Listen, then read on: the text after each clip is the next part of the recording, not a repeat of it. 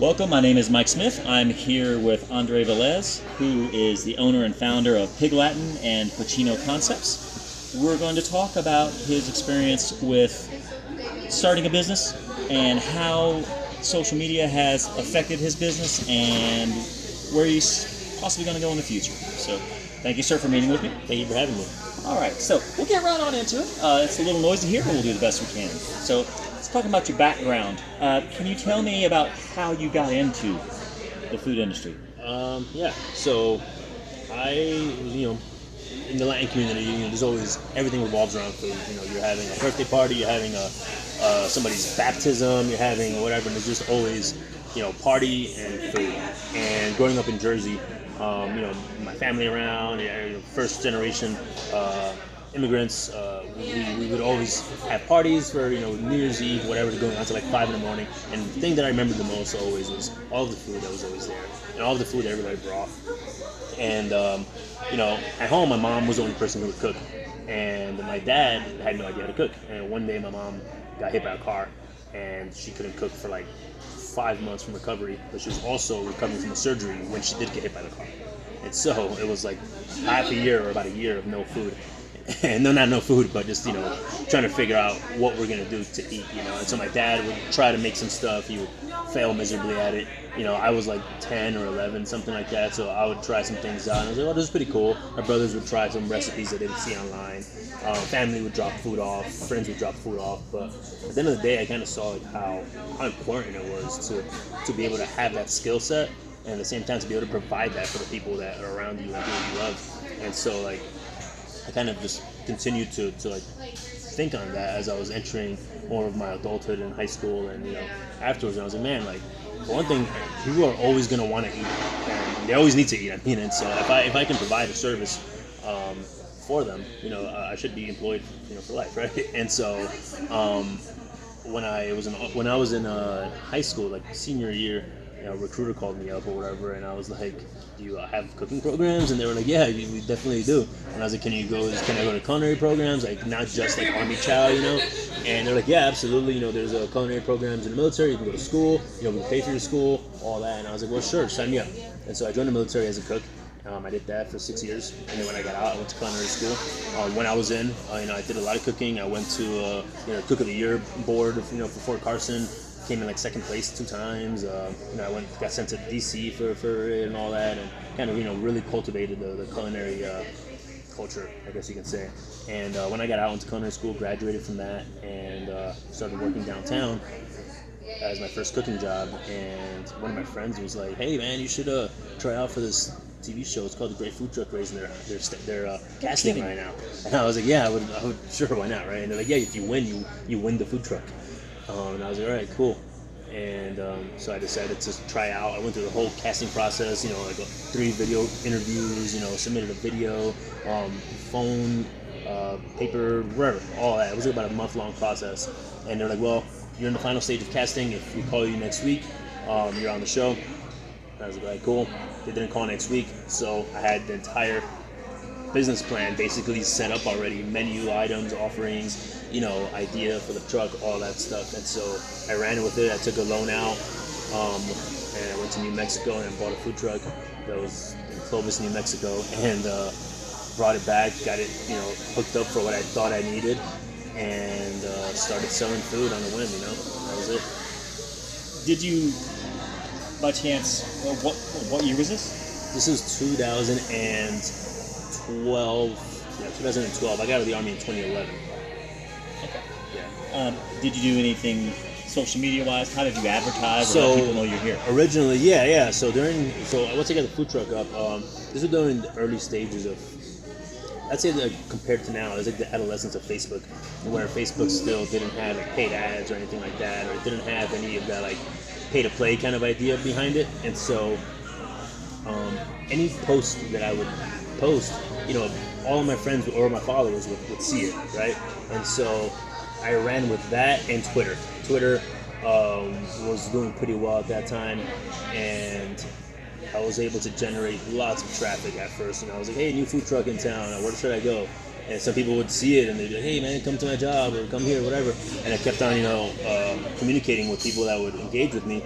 and slowly but surely I'd have like a line on my truck. And we also parked like in front of the high school right here in downtown Colorado Springs, and so there was a Palmer, right?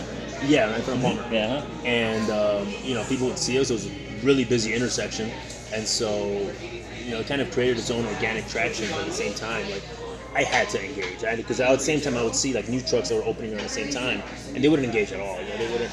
I don't know if they were like older people or just people who weren't necessarily trying to do the social media thing, and so yeah, they wouldn't. You can see a night and day difference of like, hey, I saw you online where you were going to be at, or they'd see my schedule online, or they'd see my food online, and I just wanted to try that out. And then like the people who were like struggling with their businesses, they were like, hey man, what are you doing? Like how are you getting this engagement? I was like, I don't know, man. I'm just on Twitter, and I'm just on Facebook, and I'm just posting where I'm going to be at and answering questions and kind of like asking them for their input as well. Like, hey, what food would you like to see? Or does this special sound like a good idea? Like running polls and stuff, and it worked out. Yeah. So that's what I was going to ask. Did feedback adjust your menu at all? And sometimes, yeah. I mean, for sure. For the most part, I'd be like, hey, I'm going to make one of these two things. Which one should I make first? That kind of thing. So I was going to make it regardless, but giving them some options and giving them some kind of ownership over the product, Great. So now, as far as the decision-making and risk, you already talked about taking the risk by going off to drag a truck back and get it all set up. Went twice, actually. Shit, went twice. So how do you approach your major business decisions, and what kind of information, research, whatever, do you rely on? Now, I know you from the food truck, and then you went to brick and mortar, and I didn't find out until I went in and spoke to your folks there that you've expanded to here, which is amazing. So what were your approaches to that as far as trying it out with the decision-making and risk involved? So sometimes, so when I was in college, I spoke to this entrepreneur from Miami, and she had a food truck down there, and she was kind of just like talking to all of us about entrepreneurship and business and things like that. And so I had a one-on-one with her after her speech, and she was like, I was asking her a bunch of questions, and she was like, hey, I need you to understand that if you over-educate yourself, you will scare yourself out of doing anything you want to do. That is so true. And I was like, thank you so fucking much for telling me that, because I know so many people who are like, well, what if it's not perfect? What if I do this? What if that happens? And so to some extent, I would say I'm a little impulsive when it comes to making these decisions, because like if I start thinking about all the possibilities, what can go wrong, it's always going to outweigh what can go right. You know what I mean? Because everybody would do it if everything can go right? And so I try to make educated decisions and educated strategies, I guess, into my risk approach. But at the end of the day, if I want to do it, I'm going to do it. Like, what's the worst that can fucking happen? I fail. Like, so, whatever, like once you make up your mind, you go. You push. I think so, man. Okay, like why not? great. Why not? Well, we've already talked about lots of times when you made a major risk. Can you give me another example of when you made a major risk, and what did you consider before doing it? Business related or business related? I guess I want to ask, going from the food truck to the brick and mortar. For sure. So to me, it was definitely a risk, because there's a contract you got to sign. You got to sign a contract for the lease, and spend a lot of money and things like that. But I was pretty confident in my brand and my business that it didn't even feel like a risk. You know what I mean? It just felt like the thing that needed to happen. And I was like, it felt more of a risk almost not doing it than actually doing it, I'd say. Okay. So, moving on to market signals and economic awareness, how do you read the market as far as what kind of trends and signals do you look for when you adjust what you want to do, how you want to present to your customers? So I wouldn't say I'm necessarily like historian or anything like that, but like living in Colorado Springs since 2006 to now, most people tell me that's a lot of time living in Colorado Springs. Most people don't live in Colorado Springs for that long for some reason. I don't know why. But seeing it evolve and seeing it just be what it is now, I kind of like enjoy studying its demographic and its I wouldn't say geography, but the way it's laid out and how consumers consume within its space, you know, and you know, Colorado Springs economics are so much different than where I grew up at in New Jersey, where it was, you know, high volume. You know, we're crammed together. You have no other option but to step out of your house and buy something to eat or whatever. There's like 10 restaurants on a block, you know, for the next like 5 miles, you know, and versus over here, it's not that. And so I have to really, like, I try to see it usually from like the consumer's perspective. And when I go out and I'm like, why, you know, there's like 3 empty businesses on this block. Why? Or, you know, these are the ones that are being successful. What are they doing that attracts the attention of the consumer? Why are these businesses even more successful than the other ones? Or why are these less successful? Is it the location? Is it who they're catering to? Is it how they're catering to them? Is this, are they staying with the times based on, you know, the decor inside or the menu trends or things like that? There's so many things to look at. I would say I just like to study those things in general, just to kind of stay on top of my business, so that way I don't fall behind. There is a difference though between, like, my business partner and I. He's very much about being just very trendy, you know, and I can't do business like that because it like sucks away my soul. Like I have to enjoy what I do, and I have to be about what I do. And if I don't have any like roots in my business, then I can't show up. I don't really. It's like a shell of a business to me. You know what I mean? So you kind of two sides of the same coin. He wants to be trendy, but you're more based, and you were obviously successful with it. Yeah. Now, have you ever misread the market? Made a poor decision? Yeah. I would say like Kawadi a little bit. Kawadi is a little bit of that, and so like Kawadi came up just like as COVID was happening, but before it actually caused the damage. You know, it was like Kawadi opened up in September of 2020, so we had already like bought into the idea of opening it like 2 years prior to that, a year and a half prior to that. So we're already like, oh cool, you know, the economy's good, Big Latin is killing it right now on the other side of town, you know, let's just jump on it, we have momentum, let's do it. And so, you know, the idea for Kawadi comes up, we're like, yeah, everything's going great, why not? And then COVID hit, and we're like, oh shit, now we gotta like figure this out for the next who knows how long. And then, so that was kind of like, well, did we bite more than we could, you know, than we can afford, or is the space too large? Is it even in the right you know, social climate to be having a space this large when, you know, people are trying not to spend money, you know, things like that. Yeah. So you brought up COVID. How did COVID affect both Pig Latin and Kawadi? I'd say COVID positively affected us, actually, in some weird way. Like Pig Latin, we learned how to operate it like bare bones very quickly. Like at the day one of like the shutdowns, we were like, hey, sorry guys, we have to let you all go. We can't afford to have anybody here. We have no idea what we have to do as a business in order to continue to keep our doors open, right? As of right now, I'm free labor, you're free labor, and you're free labor. You know, 2 business partners, and we're like, we're gonna have to just figure something out. And like orders were coming in to goes, and we're like, all right, well, I guess whoever wants the job, you're rehired if you want it, but we can't hire everybody back at once. So we had a staff of like 20 people, 25 people, you know, and so like we can't have 25 people if we don't know what business is going to be like. And so we very gradually started reintegrating them back in. And then our business model for a while, as a bunch of other business models, were like to-go orders only or patio only, things like that. And so it just created like a different kind of business, you know. We were like, well, it's kind of what I wanted anyway. Like I wanted Pig Latin originally to be like a very casual, like takeout kind of place, you know, like counter service. And my business partner was more of like, hey, we should make it table service. And I was like, yeah, sure, whatever. And so I was like, all right, well, this kind of became more of my side of it. Just, you know, casual, take things to go, eat outside or whatever.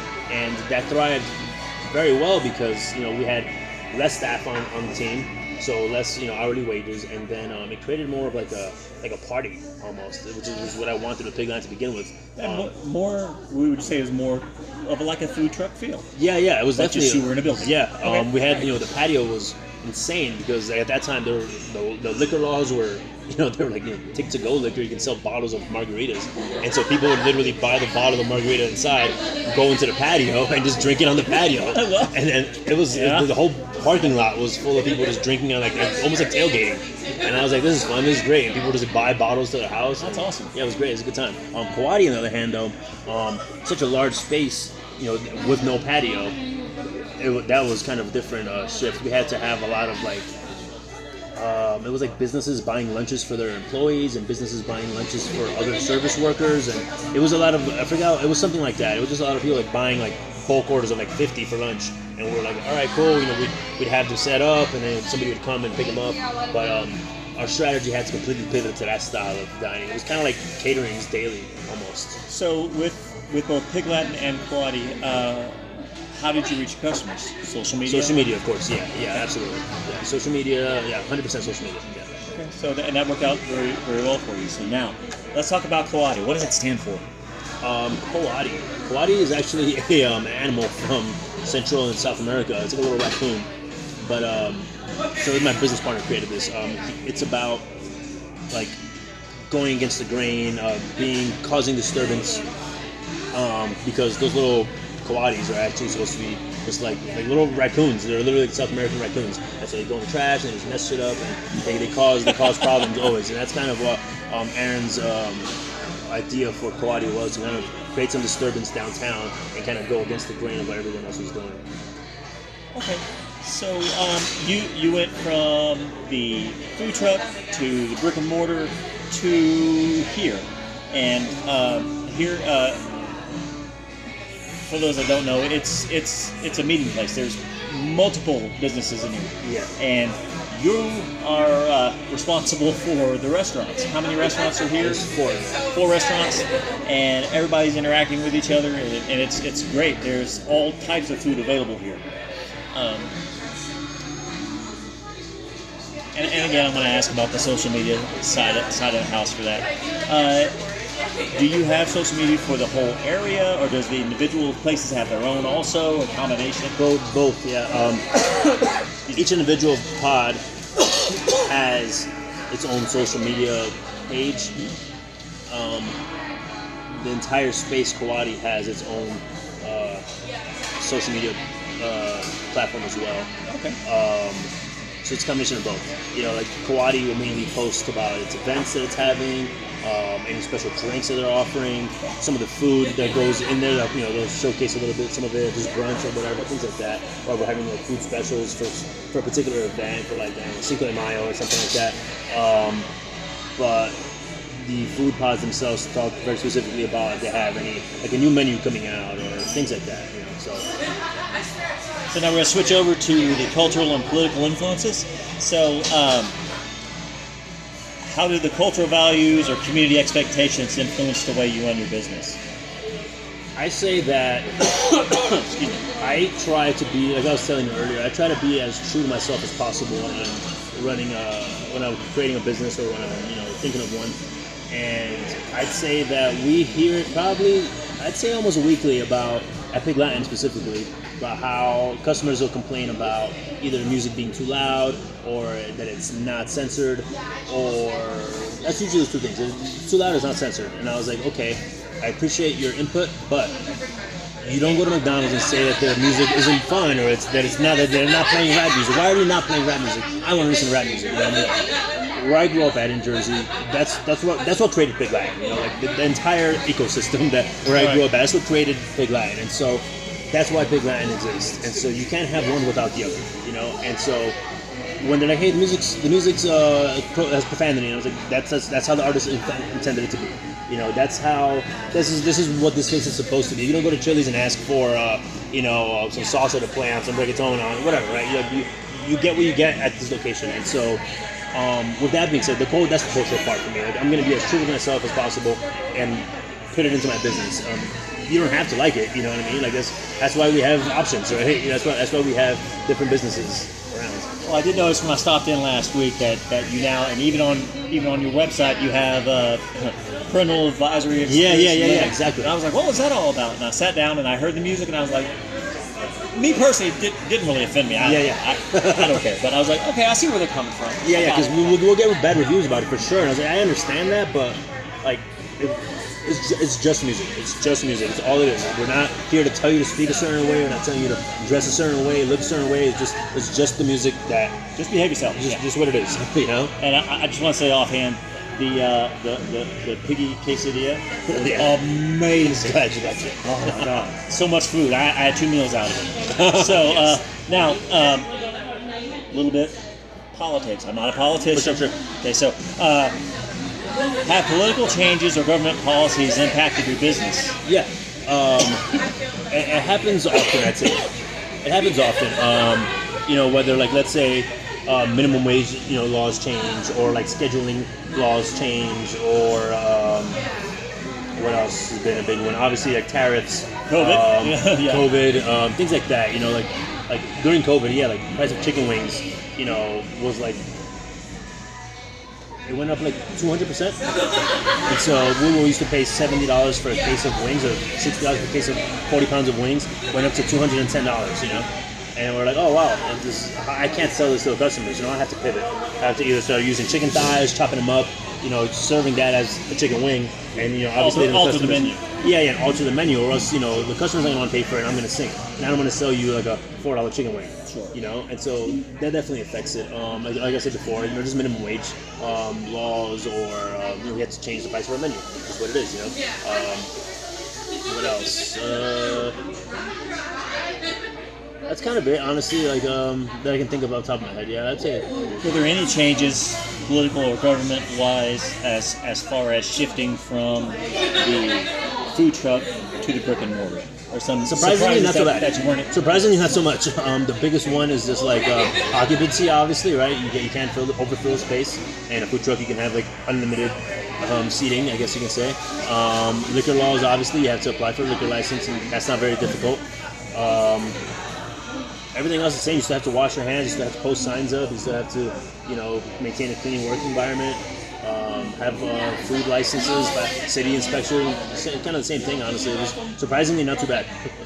Yeah. So now, moving on to your resilience and your competition. What kept you motivated during the tough times? I think that the biggest part is like the community and my employees. Like at the end of the day, I employ about like 50 people, and their livelihoods are in my hands. If I just said, hey, we're shutting down tomorrow, people would be like, holy shit, like, what do I do? You know what I mean? Like I have employees who have worked for me for like almost since we've been open, so that's like almost 8 years, and so they rely a whole lot on the day-to-day that we provide.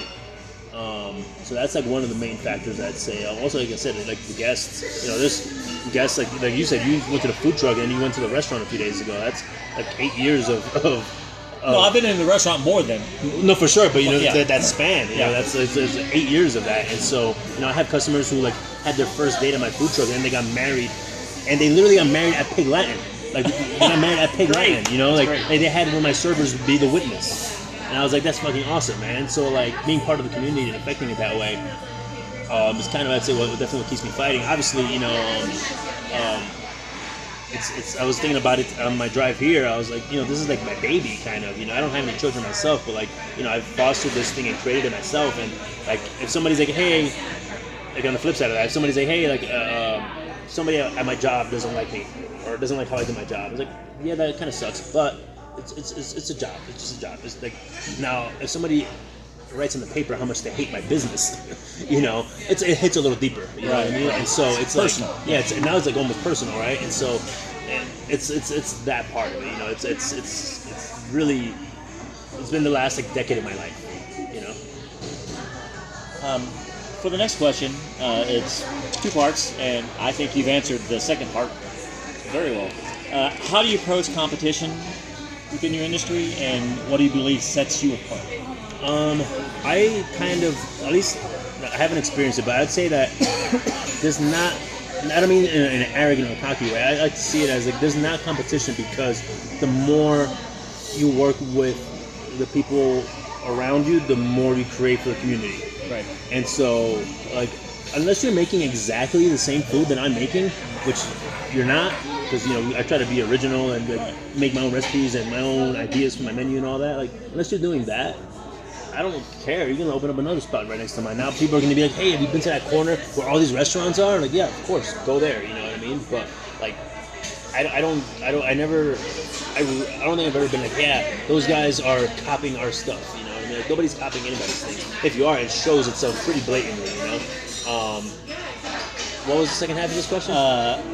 What do you believe sets your business apart?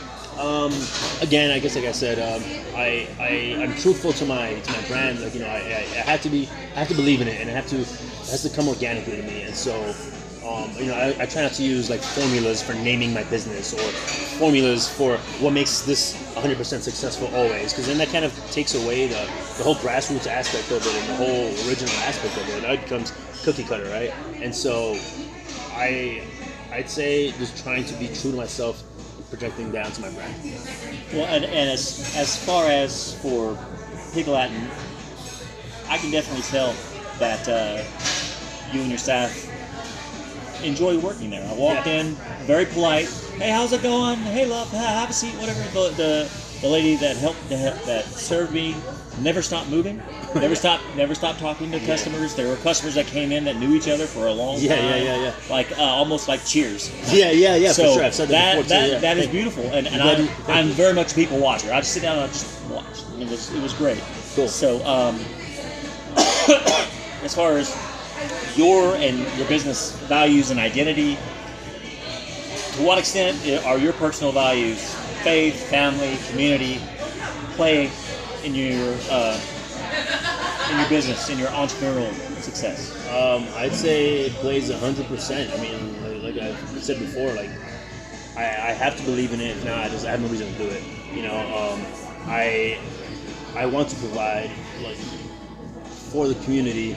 Like, so coming from New Jersey, you know, I moved out here from the military, and one of the first things that I noticed, especially at that time, was like the lack of mom and pop restaurants that were original. Because even if they were there, like, they were all going to be like, in this part of the country, I've noticed that there's a lot of just like Mexican restaurants. Growing up in Jersey, there was like almost zero. Like, especially where I grew up at, Sure. There was not Mexican restaurants at all. And I was like, all right, cool. I would go to one, and I'd go to the next one, and they're like basically the same menu, same everything. Not to knock it or anything like that, but I was like, I don't have to go to the second one to have any different experience. I have different food or different flavored food probably, but still the same menu items, same everything, right?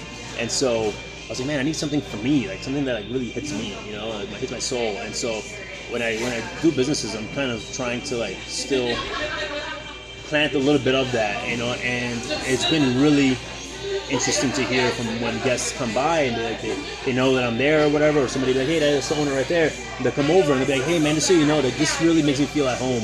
Like, people from Miami, people from Jersey, people from some people from Texas sometimes, but mainly it's like Miami and Jersey. And I was like, oh man, thank you so much. They're like, yeah, this reminds me of some place to be in Miami, or some place to be in Jersey. And I was like, I appreciate that. That's exactly what I was trying to do. So yeah.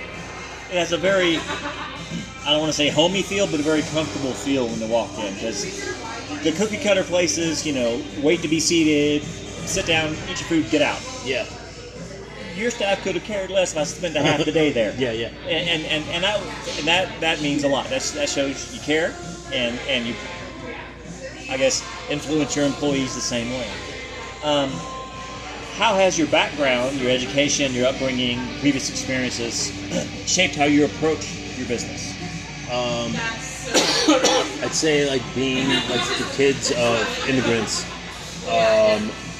definitely shaped my approach and how, I guess this might go into the question of like food for the people, but like growing up where I grew up at, there was a lot of first generation people over there, and it probably still is now. And like you'd go to the corner and get a Cuban sandwich for like $6-7, and then like a coffee for like $1, $2. Obviously, inflation now and all that. But I went back in December after not being there for like 13 years. And you can still find food like that, and there's still the same people, go to that corner store, go to the bodega, and buy, like, as illegal as this may be, I don't smoke cigarettes, but like, you can probably still get single cigarettes at a bodega somewhere over there. And it's like, it's that kind of community, where like, they'll take the packaging out of the big case and sell you a little slide of Oreos instead of a whole bag of Oreos, right, or whatever. And so, like, having that, like, that accessibility to cheap food and to all kinds of food, makes me wonder, like, how can I provide a similar experience over here in Colorado Springs, you know? And people sometimes ask me, like, hey, what made you open up Pig Latin? I was like, at the end of the day, honestly, I was making it for myself because, like, I just missed home so much. I missed the music, I missed the closeness, I missed the loudness, I missed the food, all of that. And, like, I don't necessarily make food from Jersey or from my countries or anything like that, but just the overall like flavor profile, I guess you can say, and the overall, like, You make the food you want to eat. yeah. And so, yeah, as that kind of all kind of plays together, you know, like you said, it's loud in there. There's music, there's movement, and, you know, servers are constantly walking around. And everybody's friendly. That's kind of always what I want my businesses to feel like. Well, you just answered one of the further questions down the line.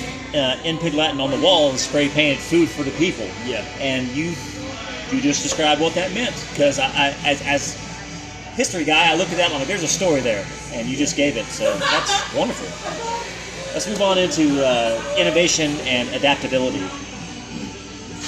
How do you foster innovation in your business as far as what to bring in, what to update, how to reach your customers? So data plays a huge part in, you know, running a restaurant, running businesses. My business partner, he's a data analyst guy. And so I've learned a lot from his data needs, because he, like, sees the world as like a matrix, you know. He's just, like, always like, if this is this, then this, right? And always just creating spreadsheets. I don't even know if he even looks at them after he makes them, but he'll just like be talking to me and makes a spreadsheet about whatever we're talking about. And so, like, that kind of always gears me into, like, making sure that I'm checking what's a good seller, what's a low seller. The items, all of the items together, do they combine to at least be a useful item on the menu at all? Or, why are we selling these items? Are they loss leaders? Are they, you know, what are we doing? And so, in order to obtain that data, we need to make sure that as business owners that we're investing in the proper systems that allow us to gather that data. You know, some people say, "Oh, just write it down and that's it." Like, nah, like, if you wrote that down, you're not going to save it. You're not going to be able to get a bar graph made out of this thing. You know what I mean? Right. You have to have it in somewhere where you can quantify it and gather it and I think that's a major component. I mean, like, sure, it costs you, you know, whatever per month or whatever, but at least you're able to use data. You're able to provide services for your guests, like gift cards or like delivery drivers or, you know, online menus or whatever it is. You're trying to make yourself as accessible to your guests, and at the same time provide them with what works. You know, if you could provide them with a whole bunch of nonsense, why even providing them anything to begin with? You know. So I think it's just a combination of those two things. What are the guests asking for? What do you want to provide? And see where the middle ground comes in there. Great. You've spoken a lot to this already, but as your background, how has that shaped your approach with your education and your upbringing, previous experiences? Like I said before, just like I think my entire, like, I guess, like, life to the moment that I opened up a business, just kind of like waiting for me to do that. You know, like, I cooked in the military. You know, I cooked culinary school. Cooked when my mom couldn't drive around. I mean, she couldn't walk around or anything. You know, I was surrounded by food, and it just kind of always been like the thing that I wanted to do and the thing that I always felt that brings people together. You know, and so I think it's always important to be able to accomplish these things. Did you borrow any of your mom's recipes? No, honestly, not at all. Not at all, man. Not at all. So I don't know if I told you earlier, but my mom was actually not a great cook. She was not a great cook. But what I took the most of it was that she tried every single day, and she fed us daily, every single day, no matter what. No matter what. And I think that was the most important part of me. You know what I mean? Whether she liked doing it or was good at it or not, she did it, and, you know, I think that's what's really important. Okay, so what advice would you give to someone thinking about starting their own business today? I would say do it. I would say provide a service for wherever there's a void. Find the void. It doesn't have to be this perfect void, but if you're able to figure out what it is and how you can fill that in a way that can provide for the community and provide for itself, so that way you're not going broke trying to run it. You know what I mean? If you're able to just do those two things, the profits will eventually come. But don't try to build a business for profit, because it's going to be hard. Okay. So looking back, Is there anything you would have done differently? I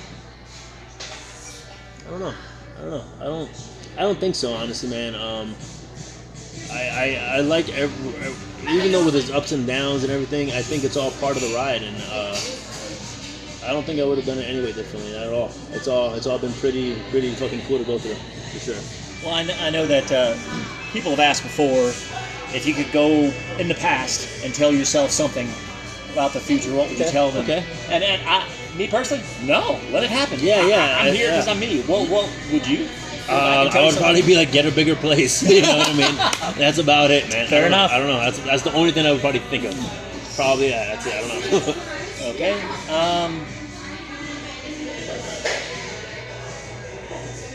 How challenging was it to shift from the food truck to the brick and mortar to this?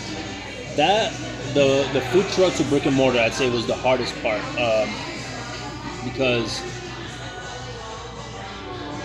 the food truck to the brick and mortar was hard because as a food truck operator and owner, that was already new to me, right? I didn't learn that formally anywhere. Culinary school just teaches you how to make food, generally teaches you how to write a recipe, teaches you about the food industry, things like that, but it doesn't teach you any of the problems that happen when you're there, right? It just teaches you, like, in a perfect world, this is what you do, right? And this is how you make food.